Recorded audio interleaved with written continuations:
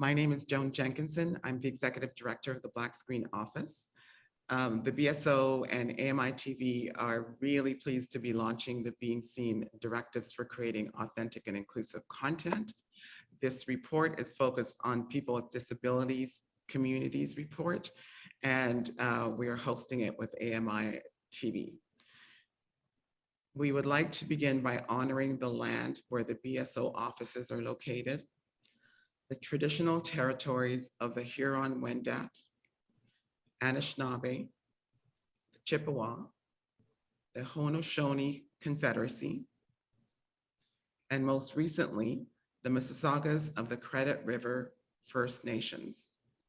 We thank all First Nations, Métis, and Inuit who host us here today and every day.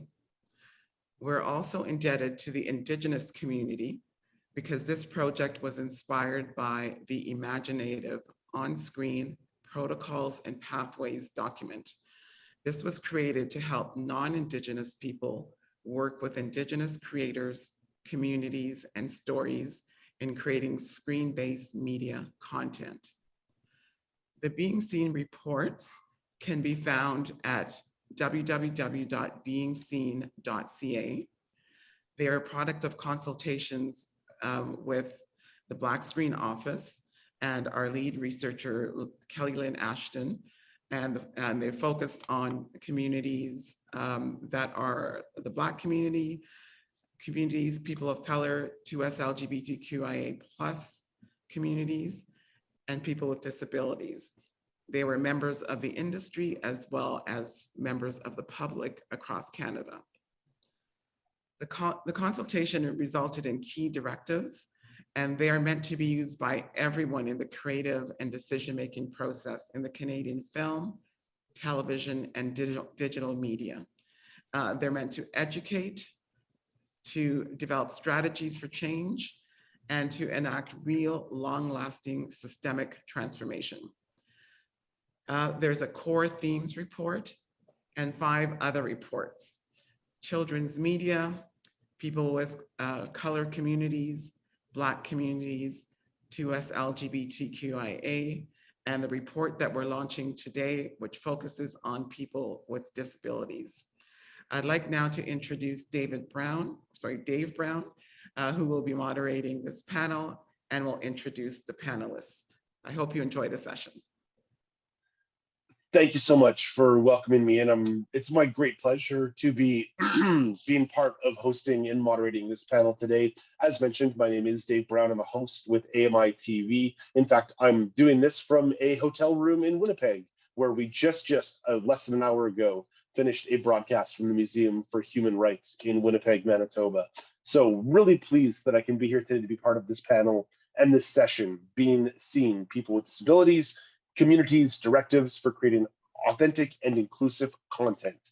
For this panel, we're going to have Lynne Ashton, who will talk about the research. We'll also have 3 panelists who all participated in the research consultations, and they'll talk about their experience being from different disability communities. They will also talk about how we could use the directives to improve authenticity. So allow me to please introduce our speakers, and we'll go one at a time. And once I introduce you, if you just want to give a brief description of yourself and where you're at. So let's begin with Lynne Ashton, lead researcher of Being Seen and Ashton Consulting. Hi, everybody. I'm here in my home office. I am a tan-colored woman with glasses, sort of red-colored, gray short hair, dark green top, blue background with the stairs that sometimes you can see my cat going up and down. That's me. That's a wonderful job of setting the scene there, Kelly. Let's also welcome in Natasha Bacchus, an actress, interdisciplinary visual artist, art accessibility consultant, and activist. Hello, Natasha.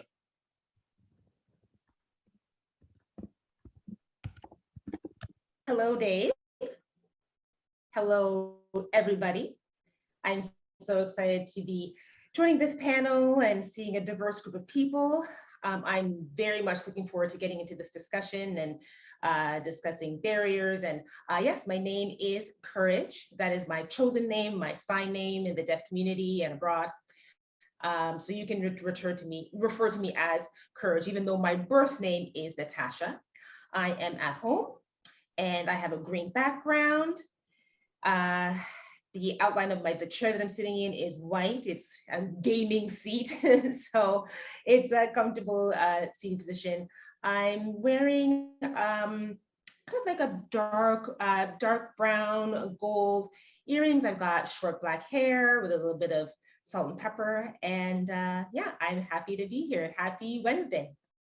Thank you very much, Courage. We appreciate that. Let's also say hello to Louisa Phung, director, producer, and writer. Hello, Louisa. Louisa's not here. Oh, no, Louisa, that's okay, which means we can just head over to Philiz. Philiz, go, oncology nurse, patient, and accessibility needs advocate and writer. Hello, Philiz. Hello, Dave. Thank you very much for having me part of this panel. I'm currently in Oakville, Ontario, in my mother's living room with a white background, I believe, and some sun shining through the window. And I am a Singaporean with long, straight, dark brown hair, with brown eyes and brown glasses. I'm wearing a white blouse with yellow and black polka dots. Excellent. Thank you for that. Okay, let's jump into this session. And one of the things I always talk about on my show is if we don't know what we're talking about, we don't know how to talk about it. So Kelly-Lynne, let's begin with you. Set the stage for me on how this study came about and how the research was conducted. Great, thank you. So I read the Imaginative Protocols and Pathways, and as Joan mentioned, this was inspired by that because I saw that it was such a terrific document, and I thought we needed to have a document like that for other groups. And the funders agreed. Telefilm was the first one to come on board. I always have to look at my notes. We've got so much support. Shaw Rocket Fund, Bell Fund, Ontario Create, CBC, Real Canada, Out TV, and Creative BC all gave us support to create these directives. Then we consulted with over 400 people from across Canada. We took a very intersectional approach. So we asked people to self-identify and allowed them to pick the focus groups that applied because so many people have multiple identities. And with a representative group of researchers, we let them bring their whole selves to whatever focus group and communicate their issues with identity, whatever identity it happened to be. So if you were a Black and a person with a disability, you could attend a Black focus group or a person with disability focus group or both. And many people did multiple groups. We've tried to break down, like people with disabilities, as everybody knows, this is such a huge umbrella term. But so we tried where we could to break it down. So sometimes we had a blind focus group or a deaf focus group or people with physical disabilities. But this is something that we'd love to do more research on to be able to break it down into more groups.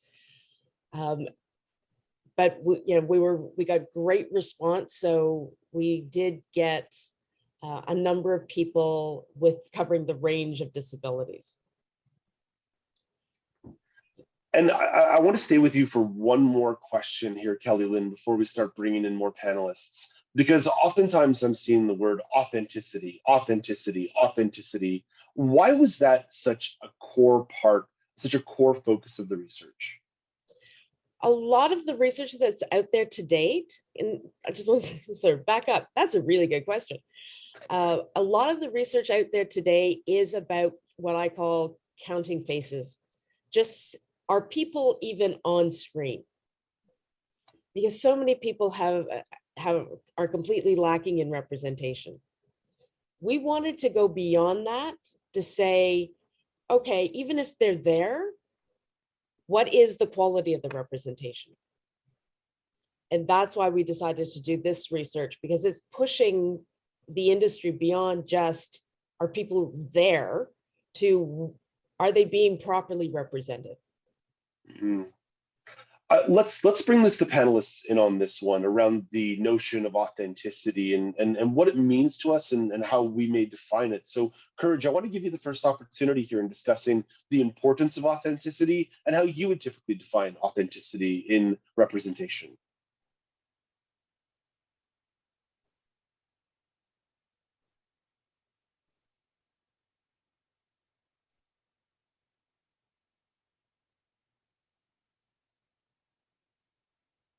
For myself, I mean, I try to be authentic always. And my first foray, probably watching television and seeing captions, I was so excited when I first saw captions on my television. I was 10 years old. So that gave me, a step into, the entertainment and this industry. Now, I was very surprised now that we're in 2022, I'm not seeing myself. I'm not seeing Black, deaf, femme, queer people on the screen. And I know I'm not the only one. And also, being a deaf person, I can, even though I can't hear what's being seen, even with the captions, I know there's information being missed. And I know that even the captioning industry is subject to colonization about what's being placed on screen and what's not. And so, I mean, as a deaf Olympian who was winning her sprints, I wanted to see, I was very much on the same playing field with other athletes, but I wanted to see myself in all genres. Excuse me. So when it comes to representation on the screen, for me, I'm not seeing, I mean, if I'm seeing Black folks, they're not dark-skinned Black folks. And where are the deaf people? Where are the deaf actors? So yeah, it is disheartening, the fact that I'm not being represented, or folks like me aren't being represented in the industry. And that's something that needs to change. I think that's really well put in understanding that representation requires a wide range of different individuals to be shown and to be represented. And those authentic voices make for different people, for authentic people. So Philiz, what about you? When you start thinking about the importance of authenticity, what are some of the core ideas that come to mind for you? Well, authenticity is important because it allows people to connect, to build trust, and build a relationship with authenticity. So I define authenticity as someone who is true to themselves, real, and who does not deceive. So authenticity is to provide clarity to a situation without bias and be grounded in facts and not hearsay. Dave, just want to let you know that Louisa is now here.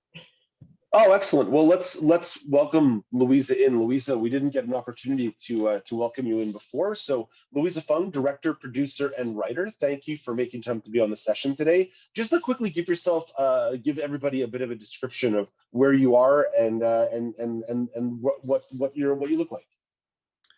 Hi, my name is Louisa Phung. I am an East Asian woman with a red and black dress on. My background has books on the wall and a poster, and I'm calling in from the unceded territories of the Coast Salish peoples, which is known as the Vancouver, but the Musqueam, Squamish, and Tsleil-Waututh nations.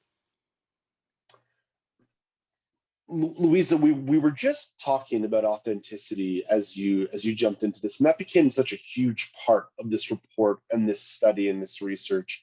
How do you see authenticity as a core part in the way that people are represented on screen? I think authenticity is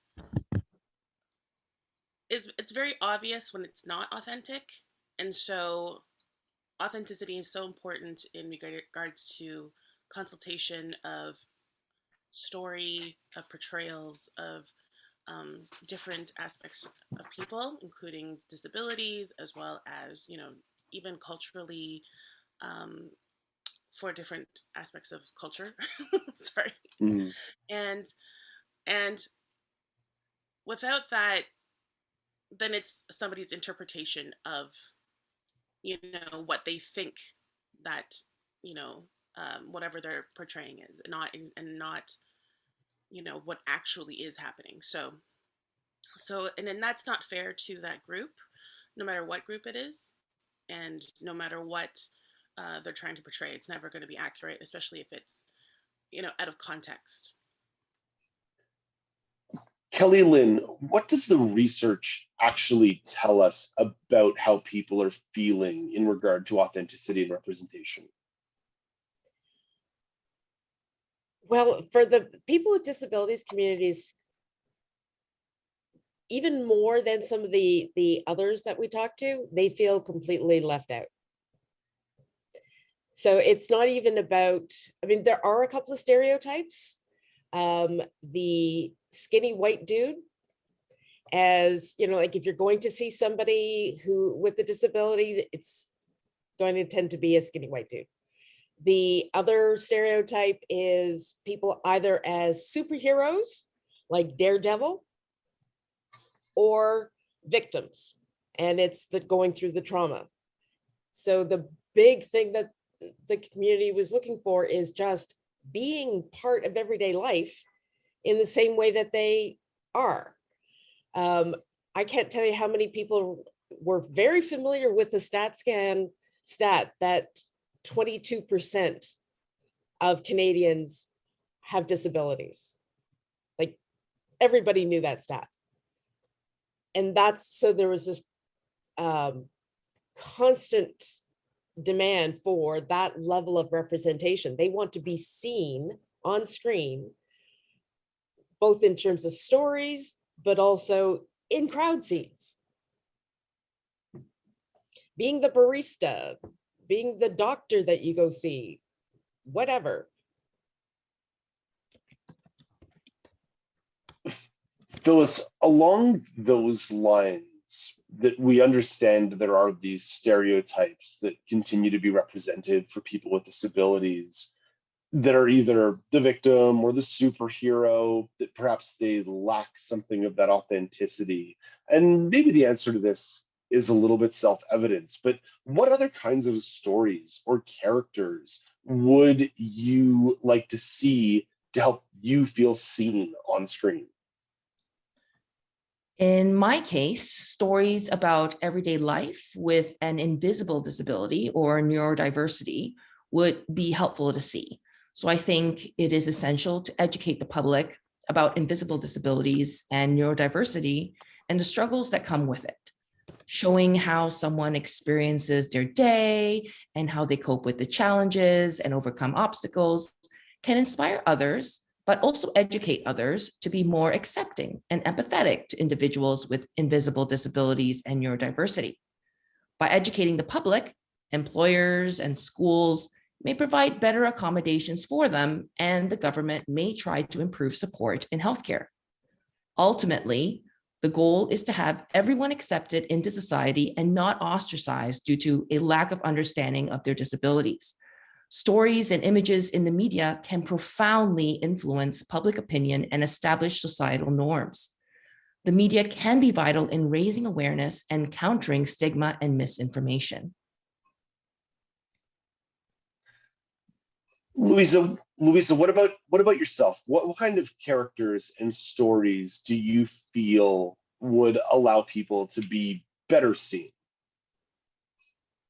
One of the shows that I just watched this year that I thought was really, really authentic and really beautifully made is As We See It on Amazon Prime, and it's about 3 autistic adults who live together as roommates, and they're like just living their lives. They're not like superheroes. They're not trying to do like amazing things. They're literally just trying to live their day to day, and it's kind of awesome that their day to day is challenging just like ours, right? They just have different challenges, and so that kind of representation on screen, especially as one of the lead characters is an Asian female, and and all of the actors are autistic. Like they actually represent themselves in, and it's written like with real truth to their life situations and life experiences. Personally, I would love to see more as well. I have ADHD. I wasn't diagnosed until recently, this last year, and at 40, now I'm 41. And with that diagnosis, my life has really changed. And I wish that, like, it isn't other people's places to tell you that you might have a neurodivergency, but as a woman, as women especially, or people of color, we're historically undiagnosed.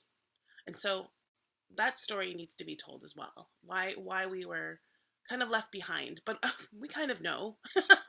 But also that story needs to be told. I mean, I got my diagnosis through TikTok, and not because like they diagnosed me, but certainly that information from real people, content being like portrayed, not necessarily through traditional media, but social media, really helps me to like really look and go, wait, I identify a hell of a lot with a lot of these symptoms, and then started doing my own research.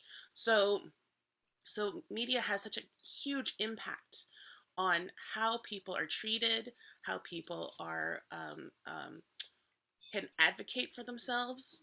Like if people know they can advocate for themselves because they see it somewhere, then that means that we can do it on a day-to-day basis. And then people who are neurotypical, like our bosses and people who like have risen up in the ranks, or just people we're interacting with, if we ask them for a little accommodation, it's not anything different than if you like sprained your ankle and you need just a little bit of extra. Like for me, on most Zooms, I ask for the questions to be put into the chat, simply because I'm like, what was I talking about? Because the ADHD does that sometimes. I get sidetracked. So do you see what I'm saying? But yeah, representation on screen for any of those neurodivergencies, it really just allows us to have conversations about it and advocate for ourselves better. Courage, what do you think? Who are the stories, or what are the stories, and who are the characters that are missing?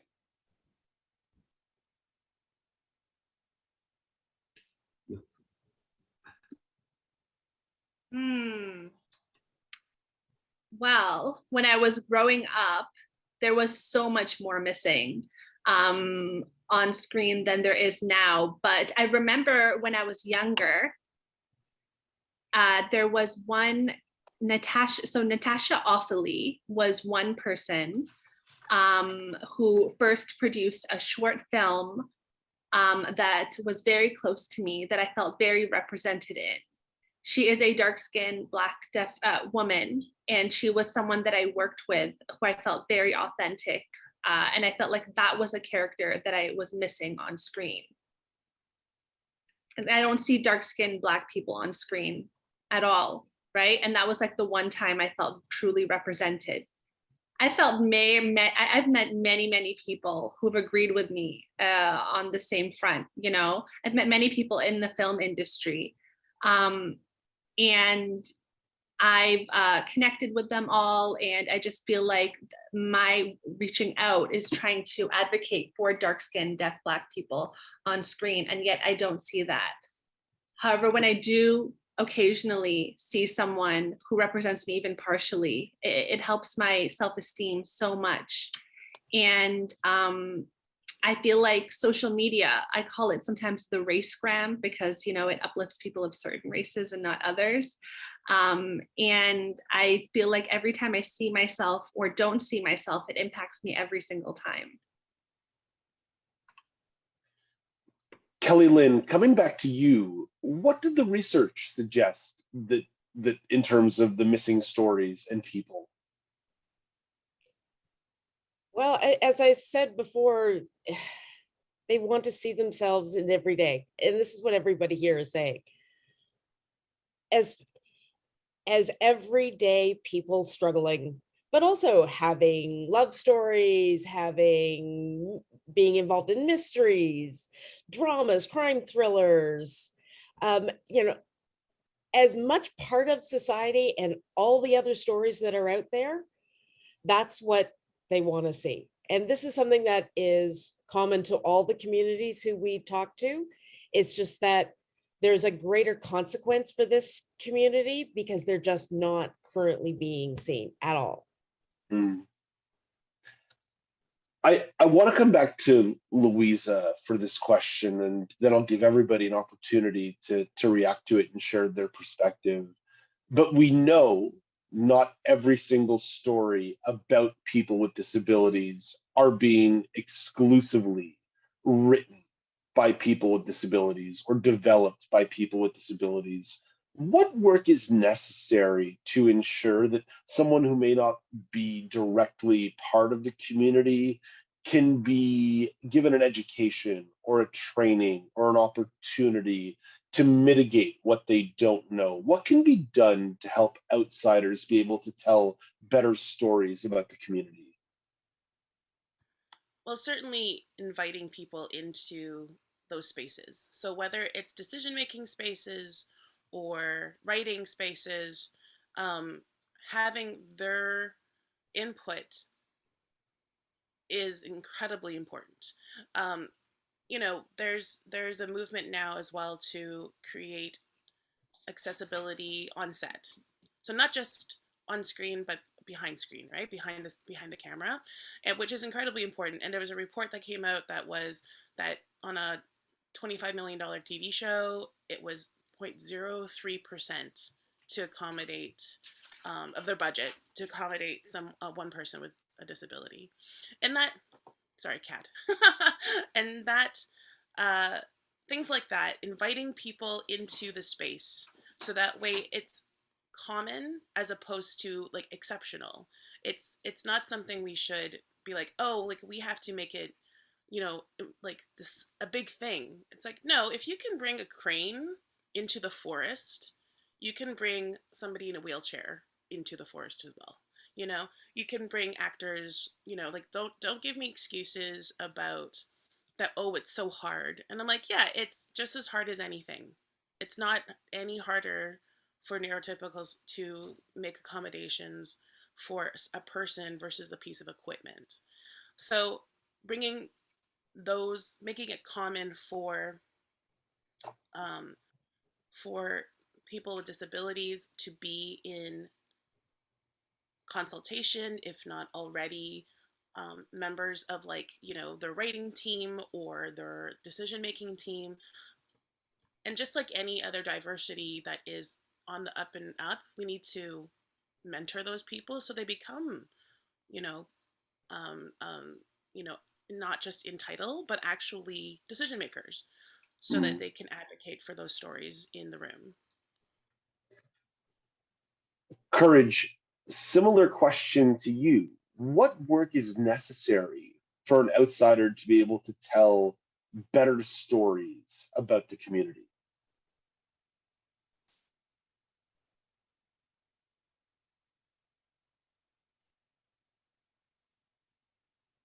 Could you repeat that question again for me, Dave?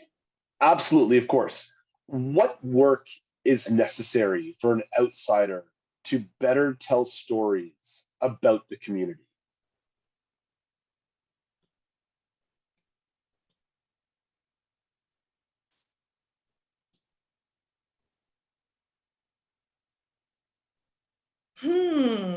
Wow. So for people who don't know about my community as a Black, deaf community, is that what you mean? Yes. Okay. Oh my gosh. Let me think about how to answer this. I think the majority just needs to know that while access is expensive, yes, they need to be open to learning and open to becoming an ally for the community. Being open to see our perspective and recognize the barriers that we are facing every single day, and then working alongside us to dismantle those barriers. Because what happens oftentimes is for the hearing majority, they see a barrier, and if it doesn't directly affect them, then it's not worth fighting for. So having the money in the budget for accessibility from the get-go, that alleviates so much, so much more of the challenges coming down the pipe later on in the production. If you have the budget to hire a deaf consultant, if you have the budget to hire interpreters, that allows your project to become successful. And yes, it does cost money, but do you want the collaboration to be authentic? Do you want it to be real? Do you want to tell a real, authentic story? Well, then it's going to cost. And then the fact is, you need us at the table. And with that presence there, the Black, deaf, what have you, with that presence there from the get-go, it will be successful because it will be real. And you're going to open up your production to so many more people. So we need a true collaboration from the very beginning. Philiz, what do you think? What can be done to help outsiders tell better stories about the community? I believe there stand to be some challenges trying to tell a story about disability when one is not impacted by disability in some way, whether having one or caring for someone. There will be missed nuances of the disability and missed perspectives of one with a disability. It is difficult to imagine being in a disabled shoe, even as a caregiver. Moreover, every person with a disability has their own unique experiences. Most times, those being portrayed with a disability are side characters that are diminished to just their disability, leading to increased societal discrimination and exclusion. Something as simple as breathing can be a considerable challenge for some, showing how one overcomes that needs specific perspective. As the quote goes, "Nothing about us without us." Even if the producers and screenwriters have people with disabilities to consult on a show, it is a very different telling about the experience and another to be an example of the experiences. Even when I tell my family and friends that I get fatigued easily, they express understanding, but turn around and say that I need to push myself more past the fatigue, that it is mind over matter. Unfortunately, they do not experience the type of fatigue I experience. The more I push, the more I harm myself.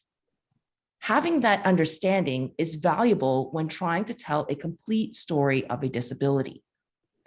For better accuracy, it is necessary for an outsider to have multiple people with the disability to be part of the screenwriting or producing aspects, to have a broader perspective of experiences to tell stories about the disability community. I think all of you put that really well. I think what you're expressing makes a lot of sense. Here's the quick thought that I've had as well about authenticity as someone who's legally blind and also rarely sees myself represented in entertainment. To my mind, more authentic, better stories could also be more profitable. And that's not to reduce the art that gets made purely to the concept of making money, but it is professional art making and it matters. I'm curious if I can get a quick thought from all of you on this one, beginning with Louisa. Do you think if the stories were told more authentically, there'd actually be an ability to cast a wider net and maybe make a little bit more money, and that might create a snowball effect in better disability stories? Absolutely.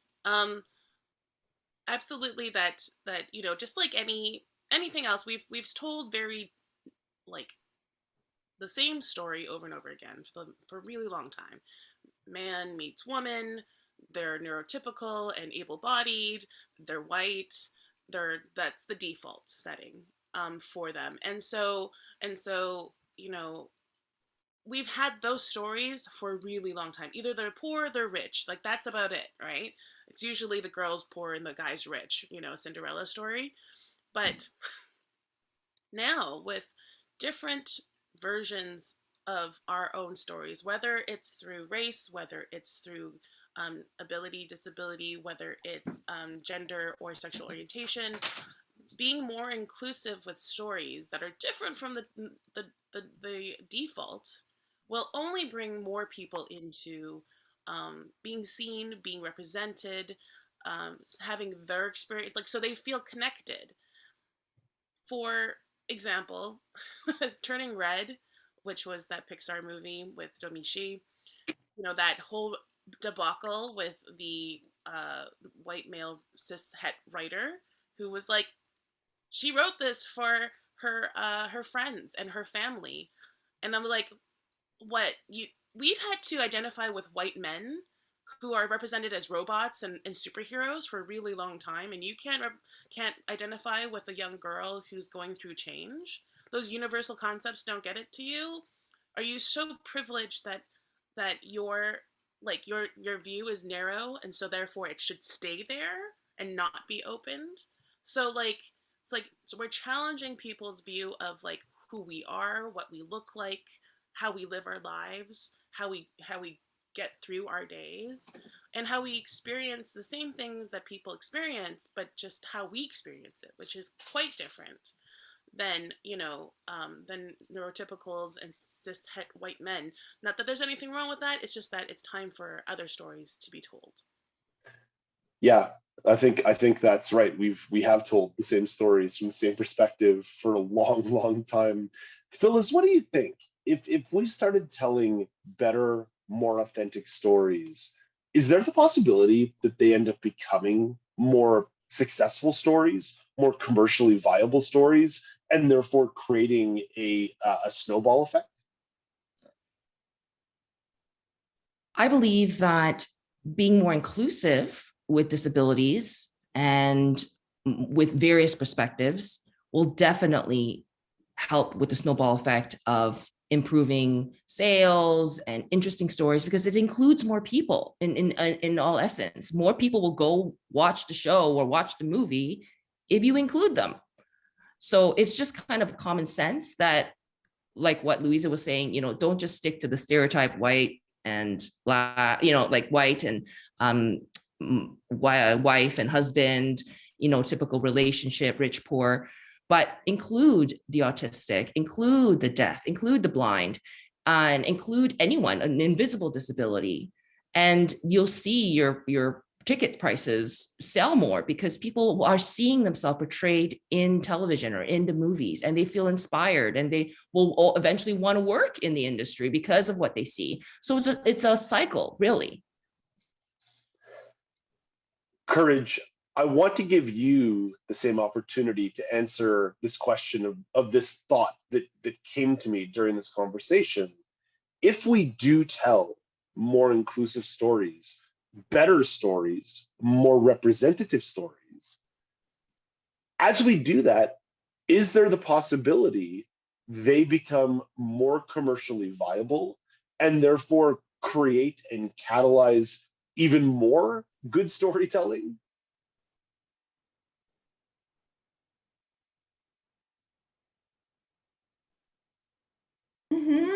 Absolutely. And I mean, and that's a hope for me. Honestly, that's a dream for me to have just that, to have those gaps filled. Absolutely. I really do believe those stories will be more successful. It's just an automatic opportunity for growth, to show that diversity. I want to see, not just deaf, but deaf blind, deaf, excuse me, the deaf plus community has long since, been neglected. And when I see those stories, the few that I have, they're so inspiring. And again, to Louisa's point, seeing the same thing over and over again, like it's, it doesn't do anything for me. So I want to see the real stories on screen. And absolutely, yeah, I think it starts at education, and then the impact will be a definite snowball effect, and more audiences will come. And I think it's just the masses right now don't realize that, because they've got their cookie cutter recipe and they're just repeating it. They're just, there's no need to do anything else, because that one thing seems to be fitting all, when in fact it's not. So we need the range. We need, it's not enough for me at this time. and it's not enough for me anymore. And yeah, to your point, I absolutely believe that it's the perfect recipe for ticket sales, for representation, for promotion. Yeah, and I mean, it's here. It starts with us. Yeah, we need more stories. We need new stories. We need fresh ideas and fresh content, because people are jonesing for it. They want it. So let's get it. I'm all the way on board with that one. I just want to give folks out in the audience today who are taking the time to be part of this session, we thank you a lot for making the time to be here. Just so you know, we are going to offer up the opportunity for a little bit of question and answer. So if you do have a question, feel free to drop it in the comments down below, because it looks like we'll probably have about 10 minutes on the back end to take some audience questions. So please feel free to jump into that comment section and let us know if some questions are coming to mind for you. Kelly Lynn, I want to come back to you, because another one of the expressions that I've seen here used in the report and in some of the prep material is the directives. I'm curious if you can help us understand and define what those directives are as we move forward. Yes, thanks, Dave. The directives come out of the research that we did, and they're intended to help both those from outside the community who are working with this content as a guidance for how to be able to review and assess how authentic the content is, but also for members of the communities to use as a tool. Because so often, and we keep hearing this, people are told, like if you object to content, you say that's a stereotype, then people are told you're being too sensitive. With the directives, it's a tool that you can hand the report, you can hand the directives to people to say, no, it's not just me. See, this is something you shouldn't be doing. So the directives aren't so much do and don't, they're more think about this. They're asking people to often think about things for the first time, and to look at the characters they're creating or the content they're commissioning through that lens in a way that they've never done that before. So we've got them. I know we've got some difficulties loading the report. It will be up soon. And then there'll be the standalone directives, so you can download the report or just the directives to be able to circulate them with your teams. And I encourage people to use them and then get back to us and let us know how it works. If it helps, if there are things that we need to tweak, just give us some feedback. Excellent, excellent. And before we say goodbye today, I will make sure to give you another opportunity to let folks know how this is being rolled out and where they can find more. And just before we get into some of this audience Q&A stuff, I do want to make sure that I give everybody else an opportunity just to make some closing remarks. So instead of me asking a specific question, I would just like to give everybody an opportunity to share a remark about maybe something that I missed along the way, or something that's on your chest that you want to share before we bring in the audience on this one a little bit. So Philiz, I want to give you the first last word. Well, what's something that you think maybe we missed in this conversation that you want to use as a concluding remark? Well, I just want to touch on what Kelly was saying, because I've seen the suggested directives that guide screenwriters and producers in telling stories from the disability community. And there can never be enough training about disabilities and hiring more people in various roles with disabilities. Every entertainment industry level needs people with disabilities to allow for better representation and portrayals. More importantly, we should have people with disabilities and various race and sexual orientation in front of the camera, an authentic disability representation, not an able-bodied actor portraying someone with a disability. Providing those with disabilities opportunities to be in the entertainment and news industry, whether as a director, producer, screenwriter, weather forecaster, or news anchor, will ultimately benefit the industry due to the diversity of perspectives and experiences that can be told. The industry needs to view the disability community as a valuable consumer. We must remember that disability is the only minority group that anyone can join at any time. Approximately, there are 1 billion persons with disabilities worldwide, or 15% of the global population, of which 6 million of them are in Canada. It is a part of life, and we must represent it authentically.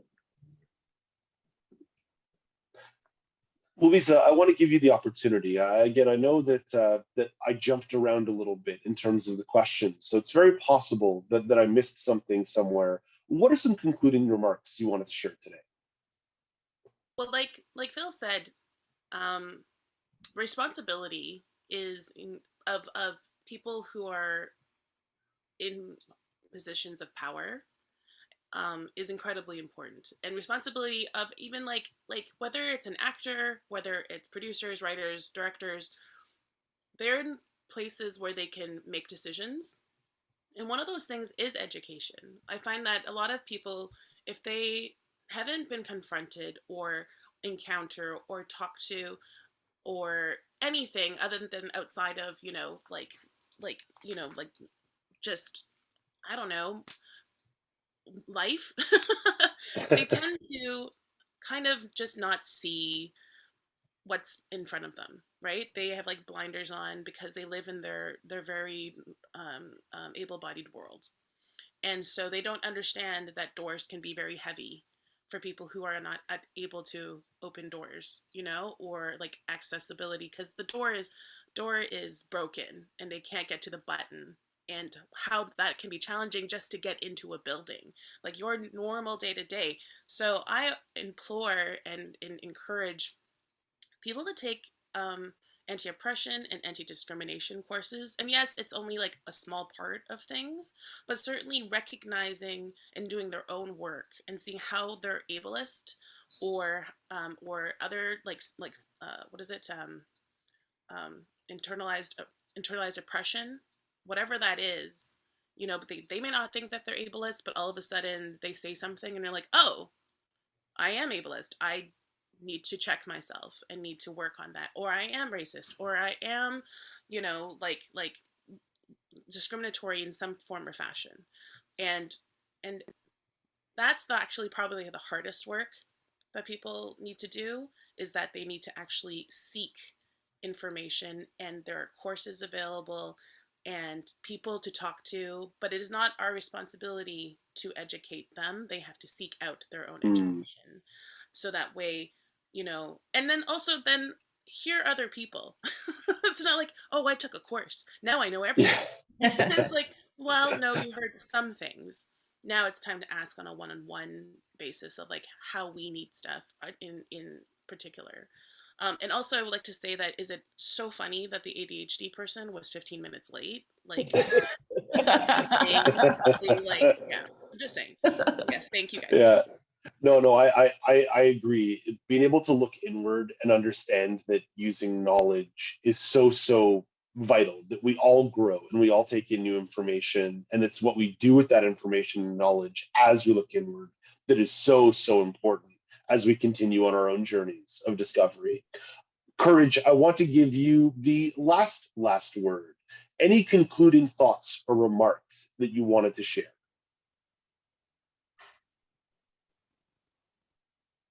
Absolutely. It's funny. I was just thinking about the previous panelists' comments, and my friend Ebony is here, and she was talking about ableism in the comments.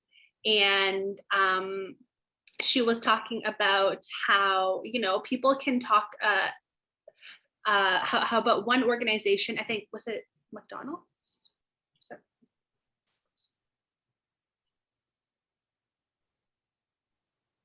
Okay, so again, yeah, sorry, that was the interpreter. So she was talking about ableism and was talking about how there was a Black celebrity who used a disabled slur in her song, which was quickly changed because people talked about that, and people told her. And And now, I don't remember who talked about it, but the people in power do have the responsibility to take action, and you're completely right. And I remember Ebony also was recently talking about how the word we use, speaking, is also just an ableist word, because deaf people don't speak. We sign, that's how we communicate. So that was just an interesting shift to our language. And I think, was it Louisa or Phil who talked about how doors can be very heavy? And me, myself, I wouldn't have noticed that unless someone had told me, right? Or for example, as someone who uses sign language, the deaf community isn't a monolith. We have deaf plus people, we have deaf autistic people, and people have so much more identities. And it's so important that we collaborate with these communities and include them, because attitude is everything. Once you have a willing attitude, you can do anything to include. I'm super proud of my language, and I love using it to advocate for everything. Thank you so much for sharing those thoughts. In interest of disclosure, I am legally blind, so I'm not sure if there are any questions in the comment section or in the chat. There are. So I think we've got about 7 minutes here, and then unfortunately I have to jump because I've got to catch a plane back to Toronto. But if someone wouldn't mind reading some of those questions from the comments. Yeah, Christine, can you read a couple of them? Or read one and we'll kickstart a conversation, and then we'll move to the next one. Hi, everyone. Christine speaking. I will start with Renata's question. Do you think disabled content creators are taking their own control of media representation with social media? So many hugely successful influencers and creators on TikTok, Instagram, etc. are telling their stories. How do you think their success will help mainstream media creators? So let's tackle that, guys, but let's try to be a little quick here so we can get to as many questions as we can. Courage, what do you think? How is digital media allowing people with disabilities to tell their own stories?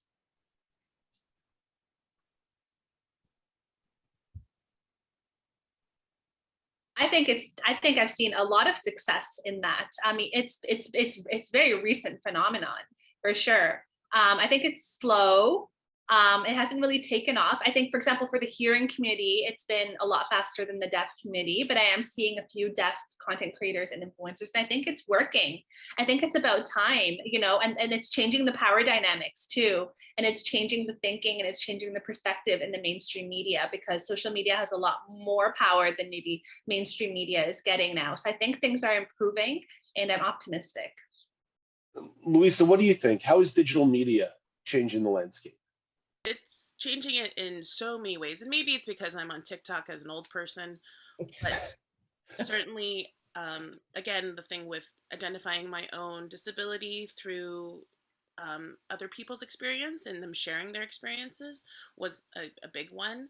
Having conversations in 1 to 3 minute bites about accessibility, like people being like, if everyone puts their captioning on, then it's accessible to everyone and not just for people who are hearing. I've learned so much about different disabilities and different conditions, whether it's, a young woman who's, like I said about the door thing, she's in a wheelchair and tried to get into her dorm at college, and there's only one door, in the whole thing, and it wasn't working. So she couldn't even get to her dorm during a snowstorm. Like, bringing attention to these issues means that it's like opens up our eyes to what is happening, or in our hearts and our understanding of what's happening to people and their very basic struggles. One of the coolest things I've seen recently, in the last year or so, is the DID condition, which is the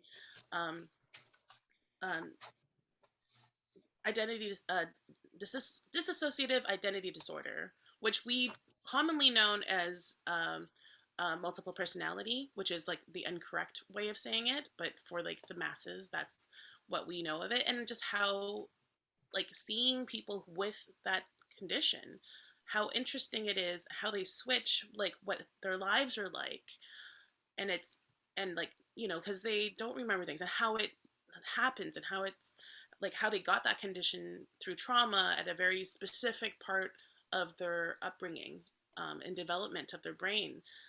And so, so how do we portray it in media? We see it in the movie Split, which is inaccurate. They're not monsters. They're not killers. They're not crazy people. They are people who've been traumatized, and that is how their brain coped with it. So having social media really allows people to actually express who they are, and like not be, and also like not make it scary for neurotypicals to approach and be like, oh, and like make it more commonplace with understanding and compassion versus, like that, again, that portrayal of anybody who has a scar on their face is evil, is the villain if they're deformed physically in some way. Obviously that's not true, but because of media and how that's been portrayed, now we know that people with scarification, whether it's through burns or through other conditions, skin pigmentation, they are just like us. They're nice. They're trying to live their lives, and they just need a little bit more understanding and patience. And also, like, for them to look at themselves and like, oh, are you hateful? I hope not, because I'm not. I'm really nice. I just happen to have this thing on my face. So, yeah. Philiz, what do you think? How has digital media changed the landscape for storytellers with disabilities? I think it's fantastic that people with disabilities now have their own ability front and center to represent themselves and tell their stories from their point of view. I recently saw one on YouTube about OCD, obsessive compulsive disorder, and they wrote, how they were feeling at the time of washing their hands 5 times. And it's very different. And it's basically helping us understand, who don't have the disability, to understand where they're coming from. And I think that is a real great stepping stone for people with disabilities to be able to be the firsthand experience to tell them their stories. And Courage is correct that social, or was it Louisa? I can't remember, said that, social media has more pull compared to regular media now. And it's great how the kids are now starting to look at these things and educate themselves in that way. Some of them are not accurate, but some of them are very accurate. And speaking to Louisa's disability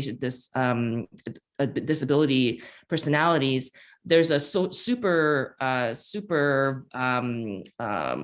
person, or a Superman type of thing, where at Moon Knight on Disney Plus, they're showing a very famous kind of like a superhero type of effect. But again, superhero versus, victim.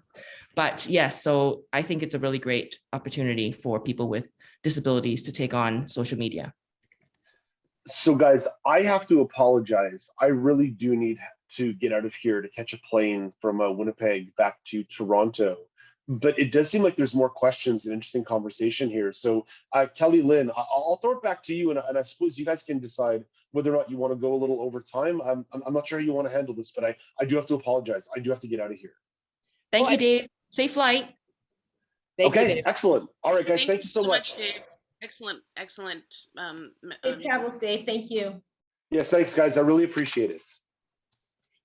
We do have a couple good questions. I'd really like to at least address one. I know that I said we're going to stick to 1 hour, but if we could do maybe one more question. Hi, everyone. Again, I'm Christine. So there's another question from Sasha saying, how can we, quote unquote, out ourselves in our pitches without fear of people's savior complex kicking in to help with no meaningful action / support, or get pinned to, like, I guess, typecasted in certain projects? And yeah.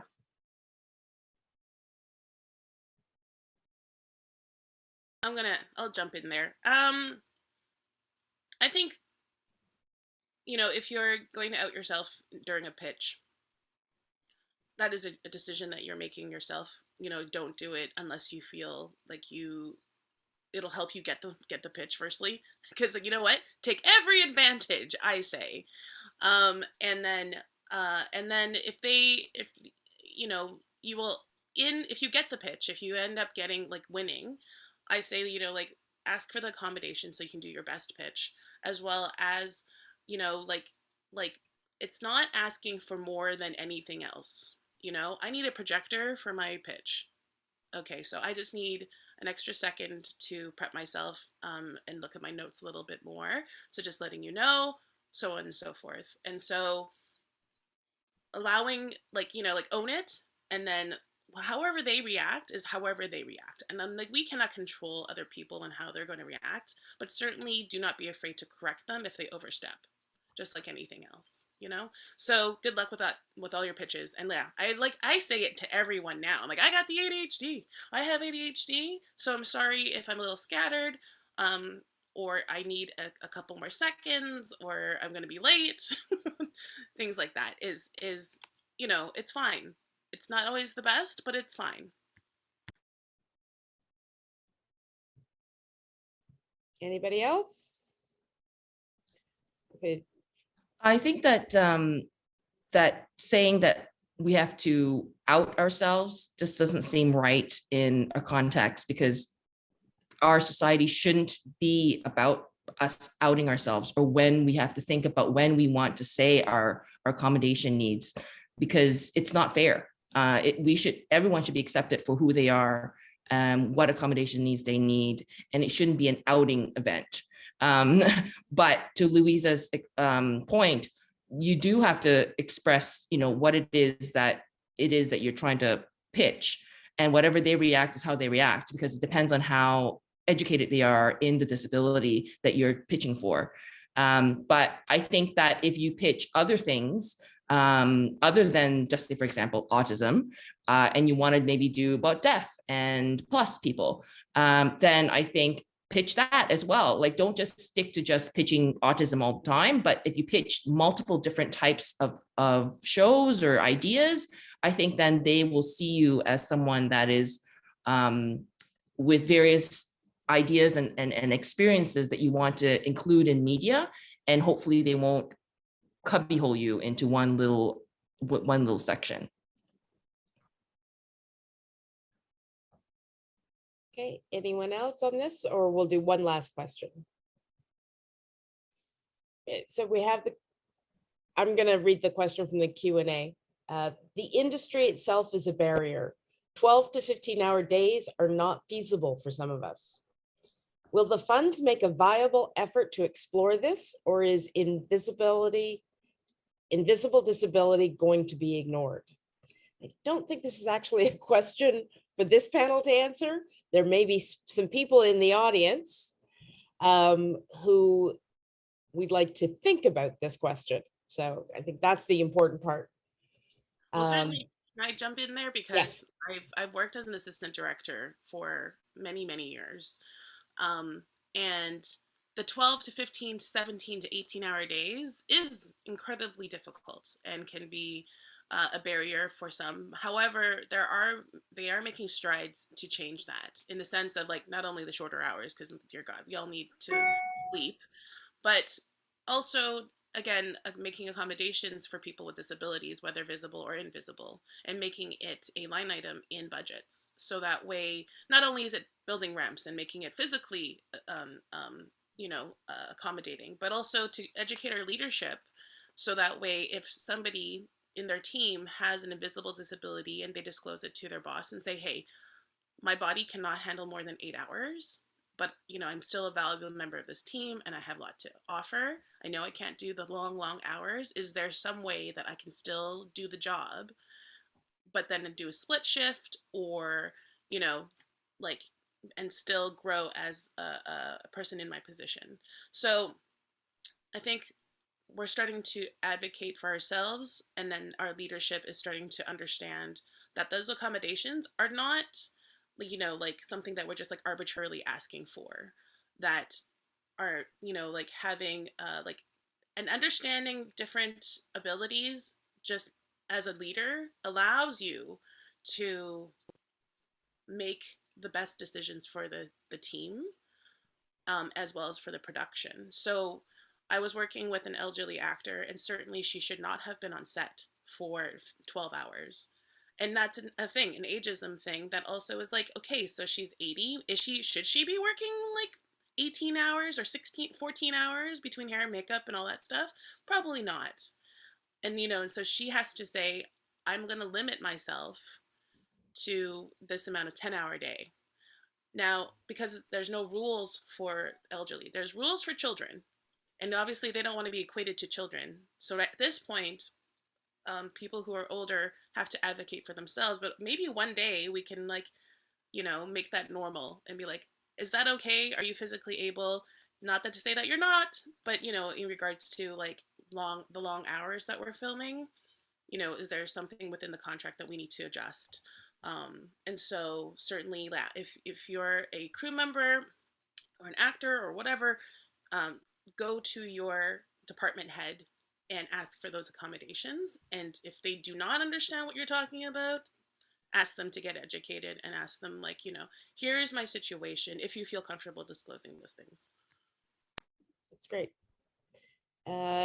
Anybody else? Because I think we've gone over time and okay, so we're just gonna I just want to thank everybody for being here. Thank you very much to the panelists and to Dave, who had to fly away. I think this has been a really useful conversation. Hopefully did it get uploaded? Hopefully the People with Disabilities report is up on beingseen.ca. If it's not now, it will be soon, with the directives, and we encourage you to go download it, circulate, read it, let us know how you do with it. And thank you everybody for being here. Thank you very much for the invitation to be part of this panel. Yes, thank you. Thank you so much. I appreciate it. Thank you all. Take care, everyone. Bye. Bye.